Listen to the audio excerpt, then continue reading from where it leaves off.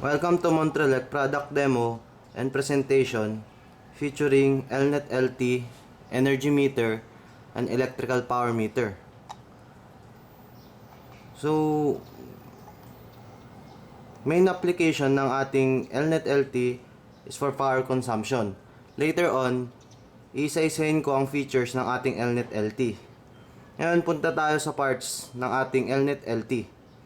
So, makikita natin sa interface ang mga button, back button, F1, F2, F3, F4, enter. And sa likod, nakita natin ng mga terminals para sa auxiliary supply, which ranges from 90 to 240 volts AC. Ating voltage input, V1, V2, V3, neutral. Maximum voltage input natin is 1000 volts. Current input, I1, I2, I3, maximum current input. So, password natin for demo mode is 4444.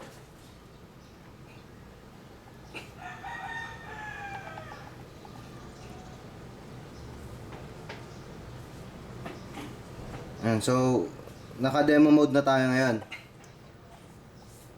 Tignan natin ngayon ang voltage, current, and frequency. Real-time display. So, makikita natin ang maximum voltage and minimum voltage simula nung na-power up ang ating power meter. Yung ating voltage, line to phase voltage, line to line voltage. Yung ating current per line. Pwede rin natin siyang makitang in tabulated form.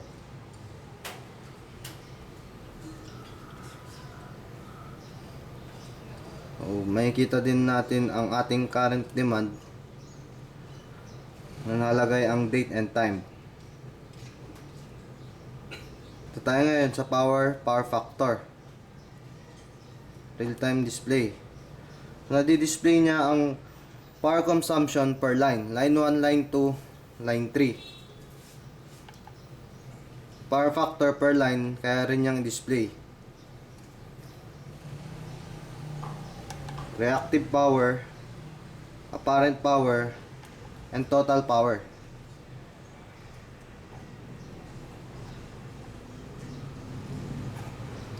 Pwede rin nating makita ang ating power demand.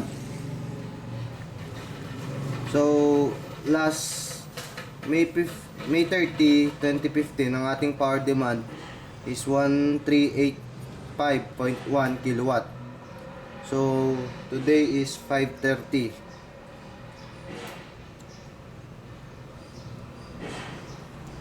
Pwede rin nating makita ang 15-minute average at ang ating running average. Punta tayo ngayon sa power quality. So, isa sa pinakamagandang feature ng ating Elnet LT is the power quality.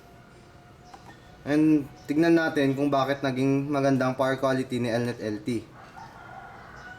Pasok tayo sa harmonic analyzer. So mapapansin natin ang presentation niya ng harmonics ng ating system is in a bar graph. Mas makikita natin ang behavior ng ating system. Kung mapapansin nyo rin, up to 64th harmonic ang ating Elnet LT. And display niya ng harmonic distortion is layer by layer. Makikita natin sa first layer, third layer, fifth layer, up to 64th layer. Sa paraang ito, makikita natin kung anong layer ng harmonics ang pwedeng maging harmful sa ating system. Meron tayong voltage harmonics and current harmonics.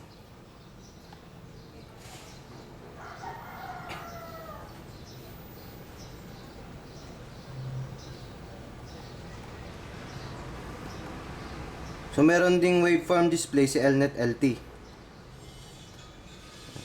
Voltage graph, current graph together with voltage graph.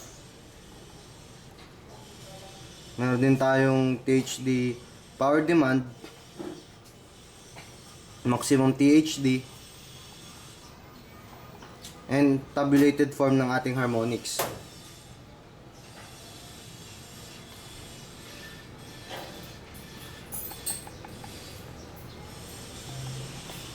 So punta tayo sa ating energy meter. So meron tayong main meter and secondary meter energy. Sa ating main meter, ito ang meter natin na hindi pwedeng i-reset. Sa secondary, pwede nating i-reset ang reading ng ating metro. Punta tayo sa main meter. Yan, summation ng ating energy consumption.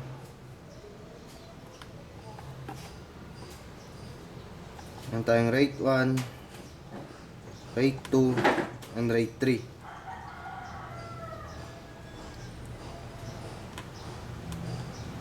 Meron din tayong energy by time of use or TOU.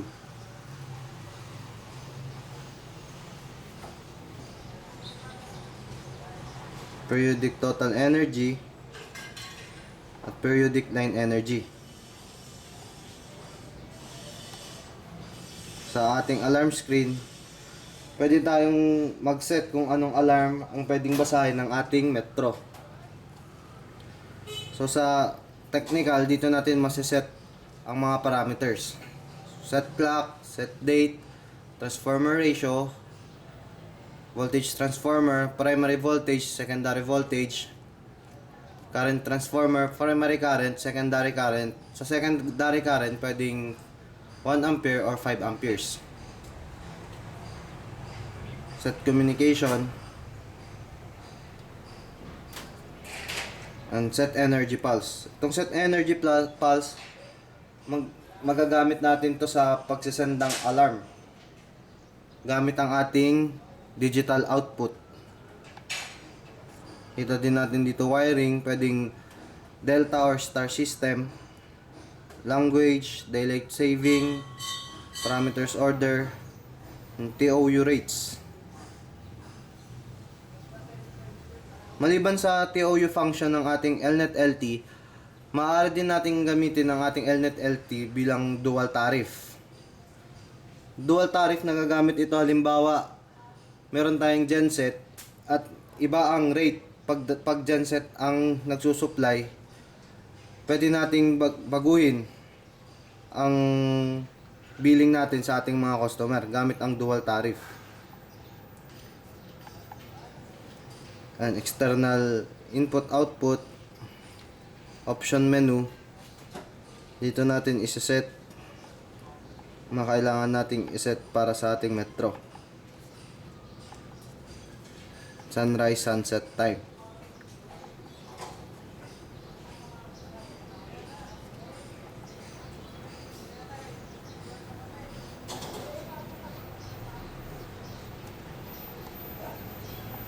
So ang ating Elnet LT ay merong 6 months data logging. Maaari natin siyang gamitin sa online billing gamit ang Elnet billing, or pwede rin for monitoring only gamit ang ating Elnet logger. So ayan po ang ating Elnet LT energy meter and electrical power meter. For more info, just visit www.montrelec.com.ph.